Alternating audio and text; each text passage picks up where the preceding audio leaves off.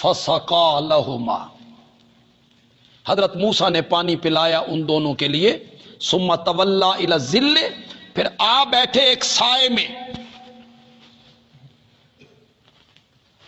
مصر سے چلے ہیں اکیلے، بھاگ کے آئے، خطرہ بھی ہے کہ پیچھے سے لوگ مجھے پکڑ کے نہ لے جائیں. ایک سائے میں بیٹھ گئے. فقالا، حضرت موسیٰ نے وہاں اپنے رب سے التجا کی. بس یہ التجا سننے والی ہے. ذرا اللہ کا بننے والا پیغمبر ہے، کچھ مدت کے بعد اسے نبوت عطا ہو جانی ہے. کہتے ہیں رب، اے میرے پالن ہار، انی لما انزلت الی من خیر فقیر، جو کچھ بھی کوئی اچھی چیز، یہاں خیر سے مراد کھانے کی چیز ہے، جو کوئی بھی اچھی چیز، کھانے کی چیز اس وقت تو میرے پاس بھیجے نا، میں تو محتاج ہوں. فقیر ان کا کیا معنی ہے؟ شاباش شاباش. حضرت موسیٰ علیہ السلام کیا کہہ رہے ہیں کہ میں کیا ہوں؟ محتاج ہوں. غنی جو ہے نا وہ صرف اللہ ہی غنی ہے، باقی سب اس کے در کے کیا ہیں؟ محتاج.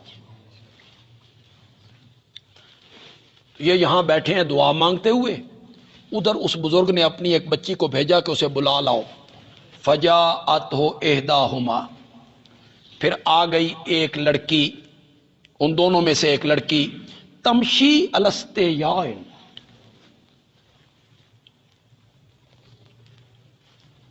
کیا معنی کیا جی حضرت جلندری نے؟ جو شرماتی اور لجاتی چلی آتی تھی.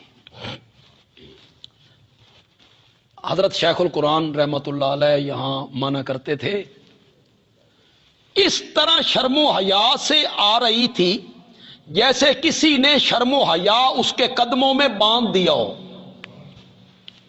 اس کے قدموں میں شرم و حیا باندھ دیا ہو. چلو تمشی الستیان کو لے کر ایک معنی ہم بھی کر دیتے. یوں معلوم ہوتا تھا اس کے قدموں کے نیچے شرم و حیا کی سڑک بچھی ہوئی، اور وہ شرم و حیا کی اس سڑک پہ چل کے آ رہی. یہ ہے عورت کی چال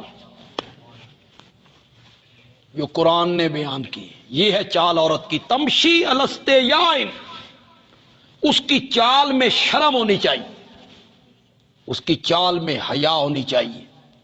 کہنے لگی میرا باپ تجھے بلاتا ہے کہ تو نے جو پانی پلایا ہے اس کا تجھے بدلہ دے دیا جائے.